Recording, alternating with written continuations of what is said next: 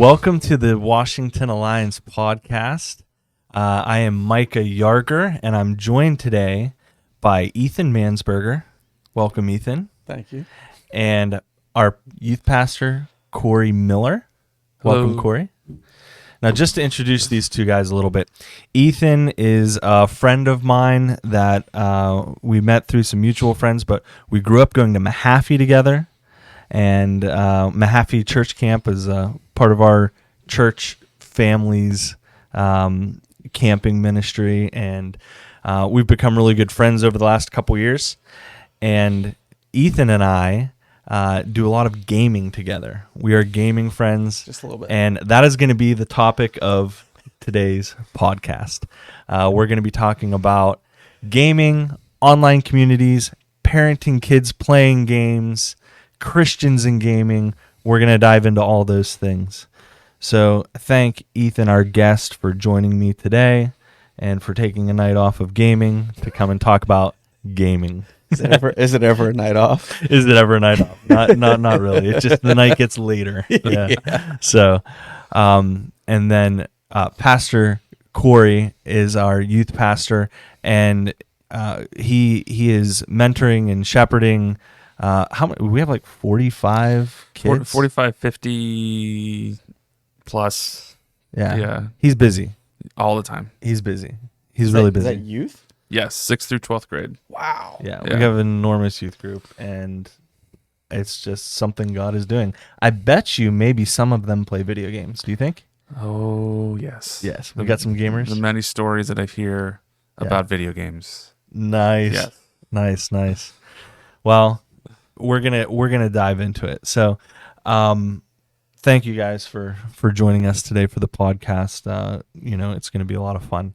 The podcast is something that we started to just talk about everyday things that we don't normally take time to talk about in regards to following Jesus. So following Jesus while you're playing video games, following Jesus while you're at your job, following Jesus in your marriage, as you're parenting. We're going to hit all of those topics as we go. This is our second podcast. We had a pilot, and then we had our episode 1, and this is episode 2. So it's underway, and we're rolling in it. So we're excited. So, all right. First thing I'm going to throw out to you guys is Christians and video games. Like, do you guys, obviously, Ethan and I have a strong opinion, and I'm judging by your shirt that you have an opinion on Christians and video games. What do you think about the morality aspect of video games? Is it okay for Christians to play games? Is it okay for Christians to play video games that are shooters and that are, that type of thing?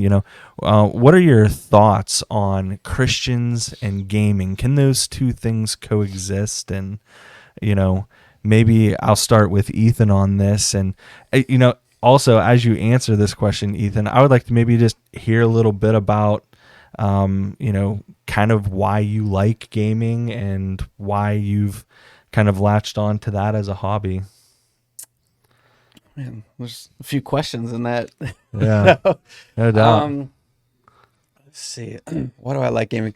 I like gaming because it is kind of like a little bit of an escape for me, after a long day at work and everything like that. But it's not my full escape. It's just a little hobby that I like to do. I'm a very competitive person. I like playing competitive games.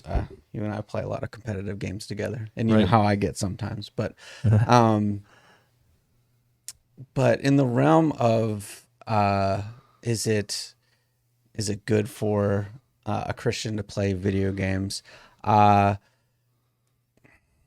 I mean, it really does depend on what kind of video game it is. Obviously, if it's promoting not so great things, maybe we should steer away from those things. Right. Some people have stronger convictions with certain things, and if you have a conviction towards something, I believe that you should step away from it. It's like an example with Paul talking about food, right? Right. Where he's talking about if it causes your brother to stumble, just don't eat it. So if you're playing a video game and I know that you have a problem with it, let's not play it together. Right. you know. So yeah, playing video. I like playing video games also because uh, for me, like I don't like playing single player games. I don't like playing alone. I like Right. playing with people. Like Right. I like playing like with you and our friends online.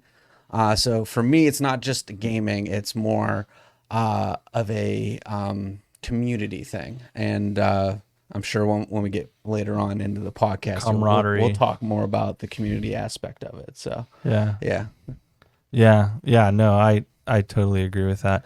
I think a couple of things that kind of resonated that you said were, if like you're playing a game and when it comes to video games, I really agree with Ethan. Like it depends on the game, and it depends on like what the Holy Spirit is saying to you. Yeah. Like, I mean, there might be games that like I'm okay with playing and I don't see an issue with, that maybe Corey or Ethan would be like, I have a problem with this. Like this doesn't feel right with my heart. And I think ultimately like you need to listen to the Holy Spirit and you need to listen to God's leading. And like I think you need to be cognizant of your spiritual health too, right? Oh, absolutely. Like if you're not spending time with the Lord and spending time in prayer, you might think a lot of things are okay. Yes, Like yes, you might exactly. open yourself to a lot of them like, oh, I don't feel like this is a problem. Well, it's like you probably don't feel like it's a problem, but it is a problem. Like so Have you been talking to Jesus lately? yeah. Yeah. I mean, like, there have been games I've tried and I've been like, I don't know. Like, I thought I would be okay with this, but this is not Doesn't sound glorifying to God, and I don't think I should play this anymore. Yeah. I've definitely been down that road. And I've also played games that other people were like, I wouldn't play that. I'm like, I don't really see the issue, but, I respect that they see the issue, and it makes me think twice about why am I playing it. Yeah. Like if someone else who like I trust and like look up to is like, I don't think you should play that, it makes me take a step back and be like, maybe I shouldn't. Like, maybe I should at least think about it a little bit more, and that type of thing. What do you think, Corey? What's your thoughts on Christians and gaming? Well, so I grew up an only child, and I was a latchkey kid, which now is not a thing at all, I think, anymore. But for those who don't know what a latchkey kid is, it means I'd get off the bus, I would go home to an empty house, would have to unlock the door, shut it, and then lock the door behind me, and then wait for my parents to come home before, and it'd be hours would go by. I'd be home by myself, and this is like at age like 10. I'm 34 now, so you don't call my parents. They can't go to jail for this anymore. But a lot of times, what I would look to as I don't want to say companion, because it's not that I didn't have any friends, but I would look for in those moments was video games. Like I grew up with Sonic the Hedgehog and stuff like that, because it was, if I didn't, then it would be a TV show instead.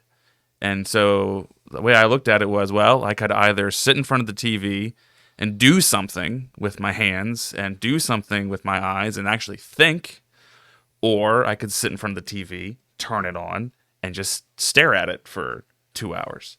Right. So I feel like God created us to be beings that do, not beings that just sit.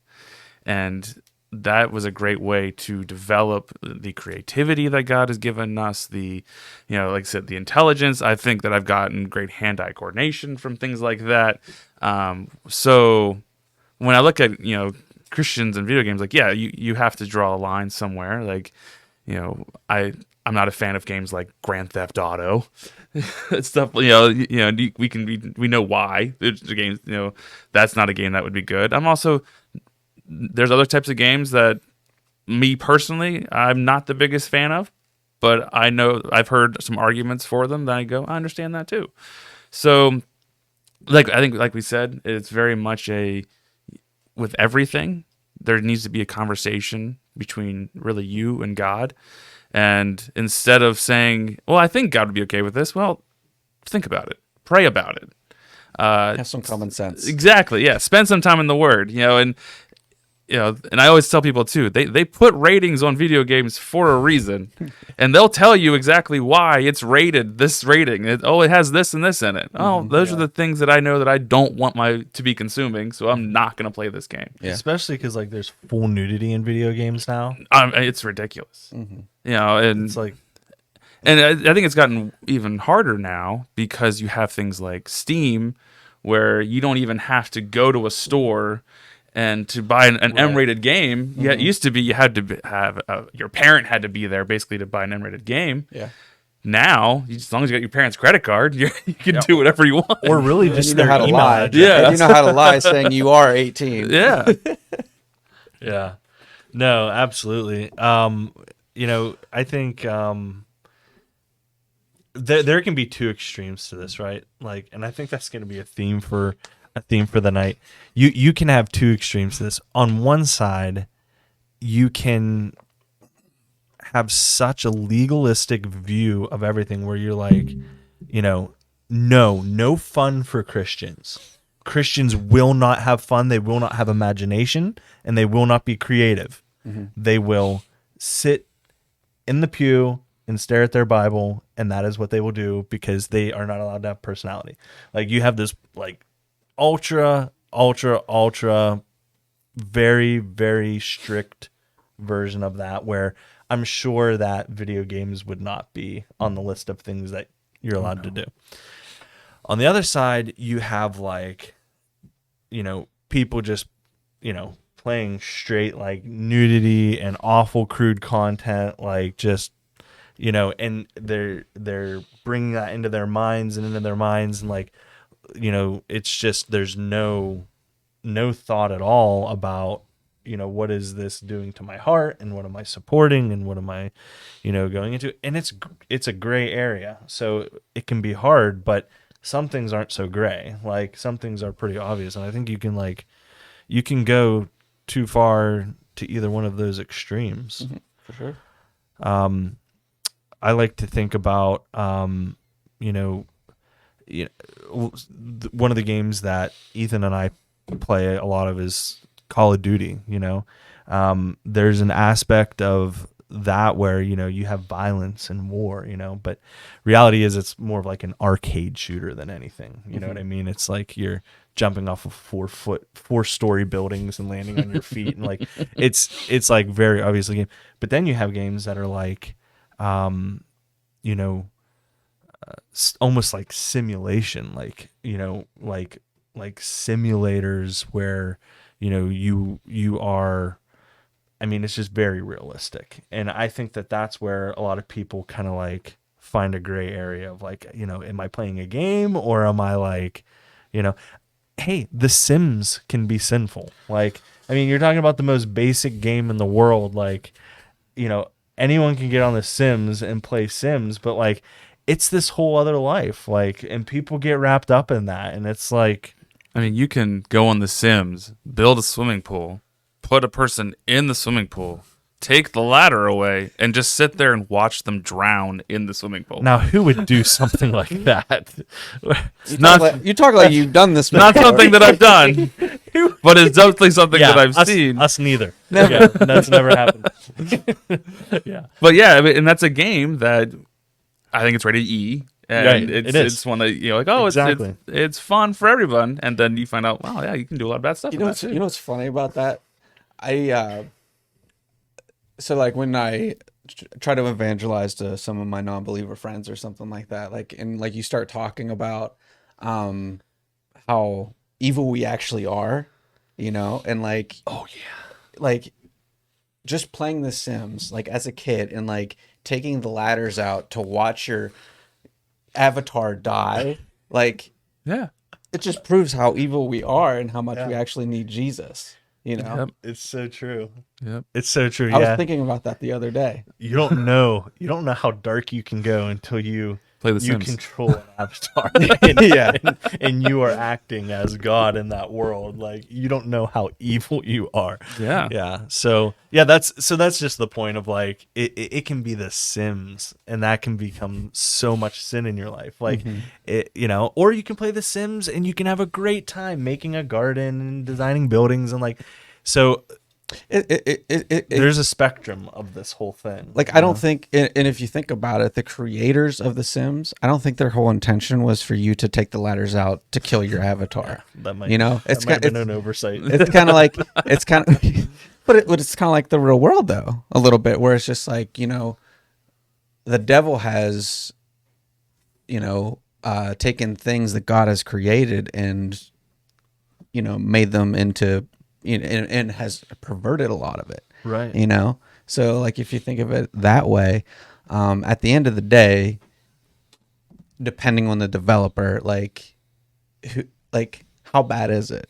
Is it you that's making it bad, or is it the developer that's making it bad? You Yeah, know? and those sandbox games, like you can take The Sims and other sandbox games like that. You can take them so many different directions of your own mind. Like you learn a lot about yourself. You learn a lot about yourself. So, you know, and I think that brings us to a subject here of kids and video games. Kids and video games are one thing. Adults and video games are another thing. Like we're grown-ups playing games, you know, either on occasion or competitively. You know, we are in a position where we can make decisions and what about a kid though, who's like brain isn't developed and like, you know, you have little kids playing games from everything like, you know, Minecraft all the way up to teenagers playing Grand Theft Auto. Like, I think one thing I would like to talk about for our listeners or viewers is just like, what about the parent out there who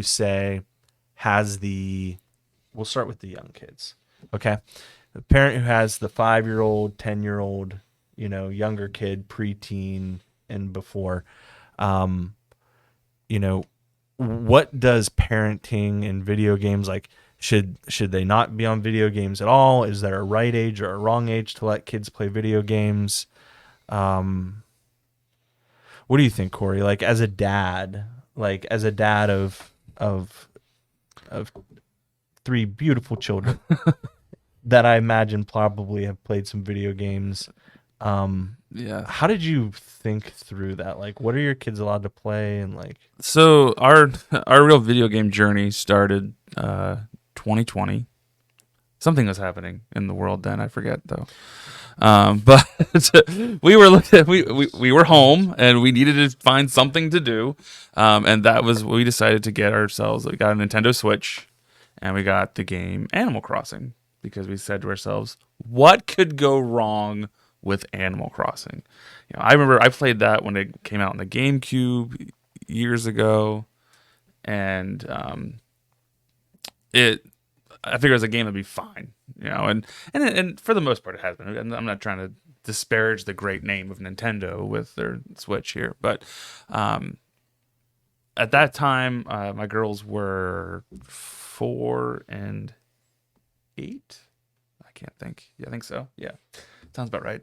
4 and 8. whatever they are, -3. Yeah, let's go with that. So, but yeah, they took to it. They liked it, and it was good. It was a you know, when they were stuck at home, and then their schoolwork would take them about an hour to get done in the day, and they needed something to do while mom and dad had to work. It was a great opportunity for them to do something that again was more than just staring at a TV screen. Now our middle one couldn't read, which made things a little difficult. So her sister had to be the one to translate a lot of the time. For me? Yes. Can you beat this level? Can you do this? But we found though is that the best way to introduce video games to kids is to do it together. Yes. And really, I mean that's true with really any media that you consume. You know, whether it's a TV show, music, books, is you always want to do that kind of stuff together. You know, sit down with them, walk through it. Play the game with them. You know, we found that was a great way to help them get through the stuff they needed to get through, help them understand what they need to understand. Mm-hmm. But then when they had any questions, you were right there to answer so that they weren't coming up with their own answers. Because little kids coming up with their own answers can be dangerous a lot of times. You know, and it's funny now because we now have a 2-year-old boy, and he's grown up with there being video games in the house. He's grown up with there being tablets in the house, and I don't want to give all the credit to tablets, but he's an incredibly smart kid. It's to the point where we're like, this isn't all us. We know there's something else going on. Like, that's not me bragging on us at all. We give credit to daycare a lot too, but we found that with moderation, with continuing to monitor what they're consuming, there is that balance that can be had with that. I know for the longest time, like, we grew up a lot of times hearing things like, "Oh, that stuff's gonna rot your brain," or Turn your brain to jelly. yeah, all that stuff. Like, it's Are they wrong? But we've honestly found it really the opposite effect. But it's because we've been very careful with what we've let them consume. There are TV shows that we don't let them watch that we know a lot of their friends do because we hear about it all the time. And there's video games that they'll ask us, "Oh, can we get this? Can we get that?" And we'll ask, "Well, why?" It's like, "Well, this friend has it." And we'll look into it and go, "That's not something we really want you to do." Yeah. So that's been the big key thing for us is moderation and monitoring, what they consume. It's huge. Not just handing them something and going, "Okay, see you in an hour," and then walking away. Yeah. Which, by the way, is way more of a common parenting tactic than I realized until I started, seeing, people just not like having any vision of what their kid's doing online at all, have no clue, and it's terrifying. It's terrifying. Now, I know for me, I have a 5-year-old son who's really, really loves video games. My daughter could kind of take it or leave it. If there's a pretty horse, she wants to ride it around. But other than that, she's not as into it. Until your friend accidentally kills it with a train. That happened once. One time, Reagan was playing a game with us, and it was my first time, I think, playing with you too. Yeah, it was like our first night we ever played video games together, and she had this horse in the game that she just loved so much, and she would watch me, ride the horse around and stuff, and so she followed this horse along.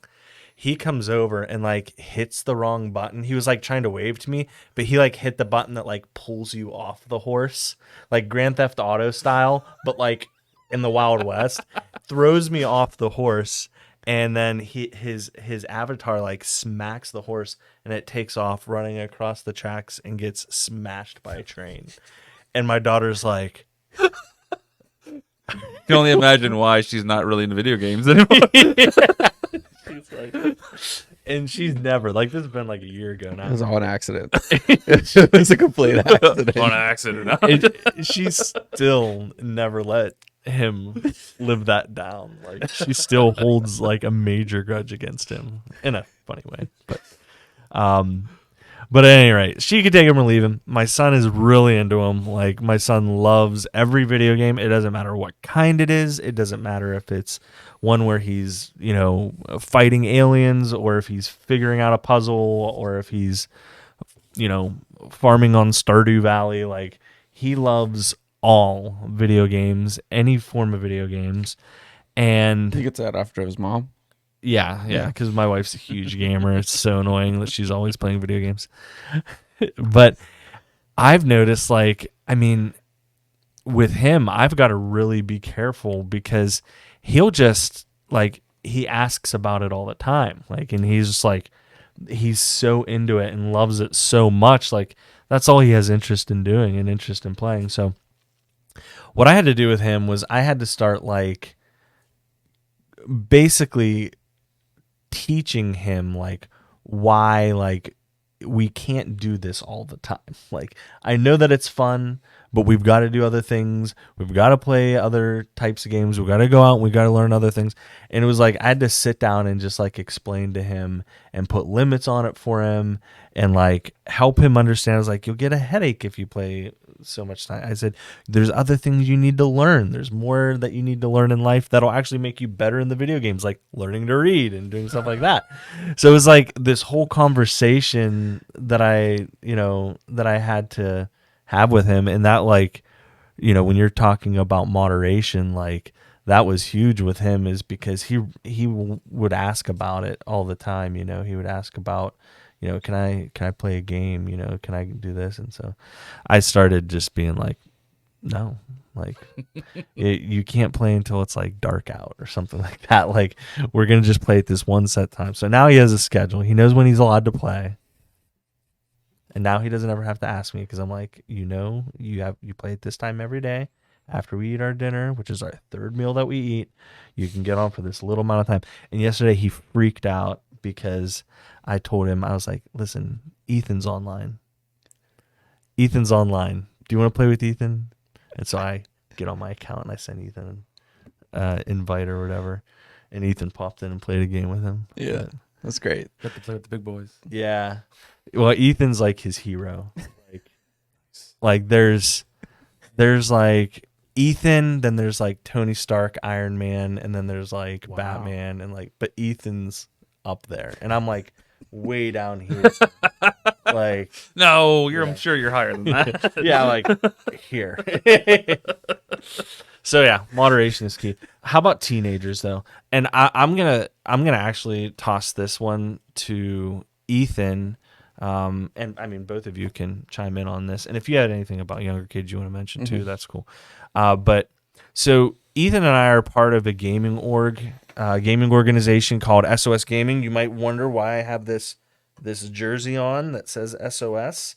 This is a gaming organization that me and a buddy started, and he's a pastor in Florida, and we were playing games together quite often, and we wanted to create a place that was kind of, we were in charge of, like a safe place where we could allow people to play, and we would not let things like toxicity or harassment or a lot of other stuff that runs really rampant in online gaming, we could monitor it, and just, this is a place where whoever comes here, they're going to be able to play and have a safe place to do it. And it would give us an opportunity also to kind of share the gospel, share Jesus with a whole bunch of people we wouldn't normally be able to meet on a regular, you know. And a lot of the people that join that organization are younger people, or teenagers. You know, the way that kind of the Discord servers work, and Twitch, the streaming platform that we play video games on a lot, is you have to be 13 years or older. So we got a lot of like 15, 16, 17, 18-year-olds that are part of this gaming org. And I don't know, I've been surprised at like how unaware I think their parents are about like how much time some of these kids are online. Either that, or they are aware and they're not worried about it. But like those teenage years, like your brain is still not developed yet. No. And I don't mean that in a way of like the games are going to hurt your brain. Like, I actually don't believe that. I mean, I don't believe doing anything for an absorbent amount of time is good for your brain, but I don't think video games is any more harmful than being fixated on something else. I mean, like, you can make decisions online that you think are in this cloud that aren't like really real, and you can open yourself up to a lot of really bad things. And a 14, 15-year-old kid has a lot higher propensity to make really dumb decisions online than an adult does. And I think, you know, we're all thinking about the same thing. Like, there are predators online. There's a lot of those types of dangers. And so when I see like, hey, this kid's 15 years old, and you know, you can see their status, like that they're playing a game and it's really late, and I'm just like, man, I already know now, like with my son at that age, like they're not an adult yet. Like, 15-year-old's not an adult yet. So Despite how much they think they are. right. Right. And I remember that too. Like, my parents would have told me, like, limit me on video games when I was a teenager. I didn't have very many limits on technology at all, because technology was a fairly new thing in 2003, like online gaming and stuff like that. Like, my parents didn't know what it was, but like, I know what it is. You know. know, dial-up internet. Right. Yeah. But what have you seen, what do you think about the teenagers, like the teen years on there? I mean, It's been shocking to me to see how many are just like unfettered access. Yeah, definitely a lot of unfiltered access. It's definitely a lot different when we were kids, like teenagers. Yeah. I feel like when I was a teenager, like I did play a lot of video games and Call of Duty when I was a kid, and my dad would get mad at me and say, "Hey, you need to go out and do something." He never liked video games to begin with, so I would imagine you met your dad. But like at least like I went outside and like went skateboarding and did all these other extracurricular activities, and it just seems like, and even I'm not sure if you know what the numbers are, but like it just seems like the number of teenagers and kids today are just inside playing games, playing Fortnite, playing Call of Duty and stuff like that. But yeah, just the online aspect of it, it has changed a lot from 2000 and when I started playing 2007 to now. It's a lot, like you said earlier, it's a lot more easier to gain access to games that are maybe not for the teenager and stuff like that.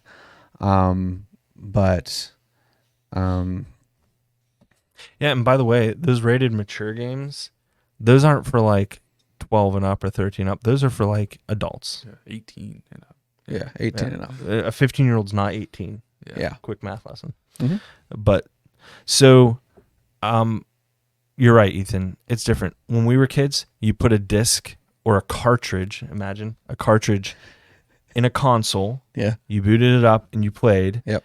And if you wanted to play with someone else, they'd have to be sitting right next to you. Yeah. And you could see them. Yep. And they were someone you knew that Yeah. your parents allowed to be in your house. Mhm. So that's how our parents monitored it. Yeah. It was easier. They could actually now, see the other kid and yeah. your kid can boot up a game of Grand Theft Auto and go meet some random person all the way across the country playing in their house and proximity chat them and Yeah. friend request them and Yeah. send DMs to them, and they can connect on Discord, and then they can be on video calls. And it's like, if you here, listen, I'm not a parent of a teenager yet, but there's this, and our pastor even mentioned this recently about parents who are like, oh, I don't want to be a helicopter parent. I don't want to be like, my kids need, privacy. And Pastor Brian said the right thing. No, your kid needs no privacy. They do not. That does not need to be a part of their online upbringing is privacy. This explicitly, the one thing that they do not need online or in gaming is any privacy from their parents. Like, you should be on all of their stuff. Yeah. You should know every game they have on. You should be over their shoulder. You should be in their messages. And if you don't have time to be, then shut it down. Shut it down. They don't need to be online if you don't have time to be involved with that. But for teenagers and for kids that are of the age where they can boot up and sign in and buy games and send messages and stuff, I think you need to be in their stuff, like running it. Like, And there are parental tools for a lot of these things. like Xbox has great ones. Yeah. Xbox is like, I've been really impressed by Xbox. Microsoft, there's an app right here. It's a family app. You can control your kids' screen time. You can control, can they join a multiplayer game? Can other people join them? Can they have any voice chat at all? Can they have voice chat with just their friends? And you can set it to where they can only have voice chat with people who are their friends. So if, little Johnny brings Uncle Jeff into the game chat, like, he's not talking to your kid. You know what I mean? Like, but so there is technology you can utilize as a parents too.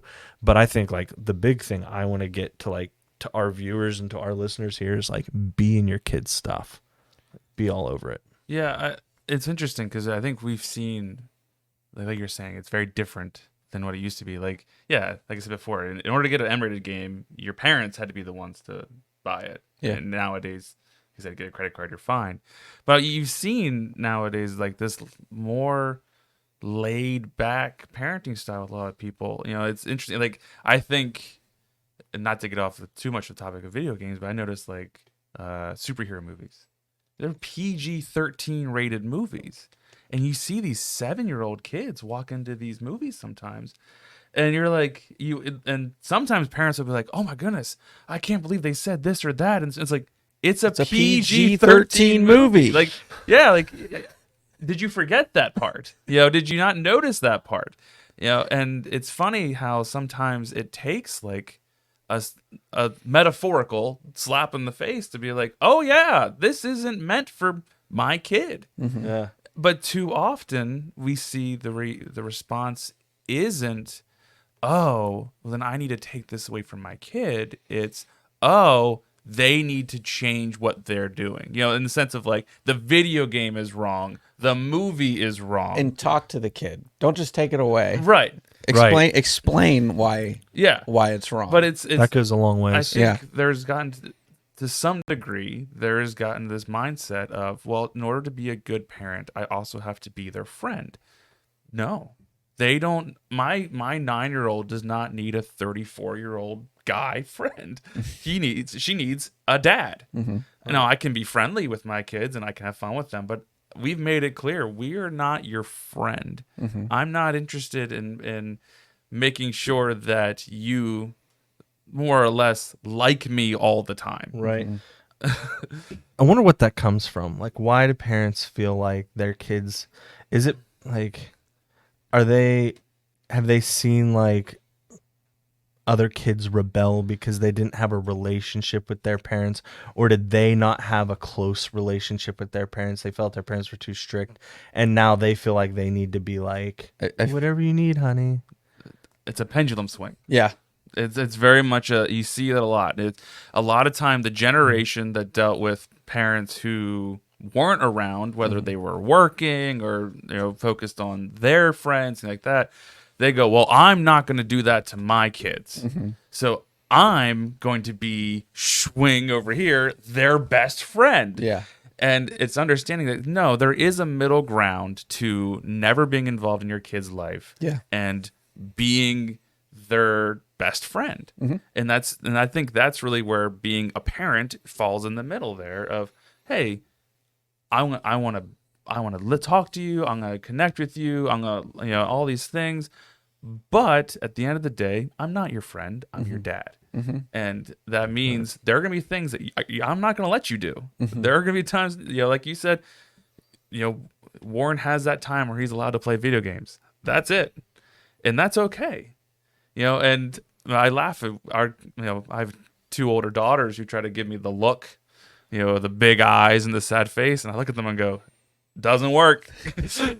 And I love my kids. So before I say what I'm about to say here, they know that one of my phrases is, I don't care. When they sing that when it's time for bed and they look at me and go, I'm not tired. I go, I don't care. It's bedtime.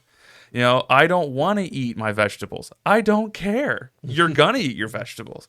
But that I wouldn't say has hindered my relationship with my kids, because I know that there'll be times where we're yelling at each other over something silly, and then 5 minutes later, Penny, our 6-year-old, will look at me and go, "You're the best dad in the world." And I'm going, "You didn't think that 5 minutes ago, but I'm glad you do now." This is so relatable. So Totally. yeah, I think that's been the big issue a lot of times is we worry too much about being our kids' friends and not so much their parents. Mm-hmm.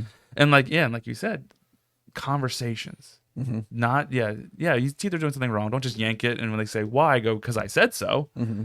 Say that because it has this and this in it. Mm-hmm. And kids are smarter than we give them credit for, whether they're 6 or whether they're 15. Mm-hmm. They need those conversations. Right. Yeah.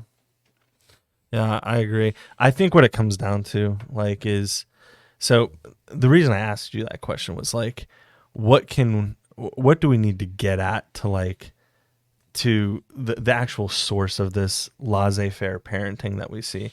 And I think it's that parents desire a good thing, which is a relationship with their kids. Yes. Mm-hmm. They desire a relationship with their kids. Maybe I just like encourage parents in this, like, your kids liking you because you give them shiny things is not really a good relationship. Like, that's not the relationship you want. That's not lasting. Like, you know, I'm struggling with making this comparison, but I'm going to make it. So when you're dog training, I know a little bit about dog training. Okay. There's this one theory, this one school of thought, which is treat training and clicker training. Like, you're getting an auto generated response. Either I do this and I get the treat. I do this and I get the treat. Or I hear the click and that means I do this. I hear the click and that means I do this.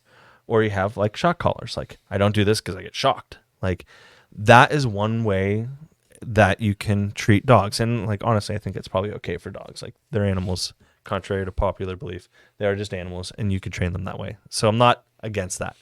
There's another school of thought on training dogs, which is you're getting a response out of respect and relationship. Mm-hmm. And when you see people who train their dogs that way, they don't use treats, they don't use clickers. They do use, firm corrections, like with a leash and a collar. But when that dog listens to that trainer, they're not listening to that trainer because that trainer has a pocket full of dog treats.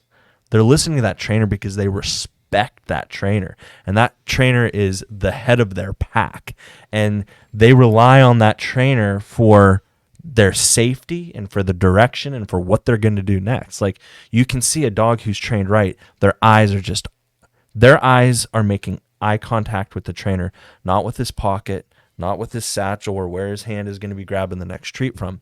And I see a lot of that with parenting kids, of like, if you're thinking that you need to be so hands off and so anti-helicopter that, to have a relationship with your kids, that's not the kind of relationship you want to go with. I think your better route is really what Corey mentioned: play the games with him. Yeah. Play the games with him.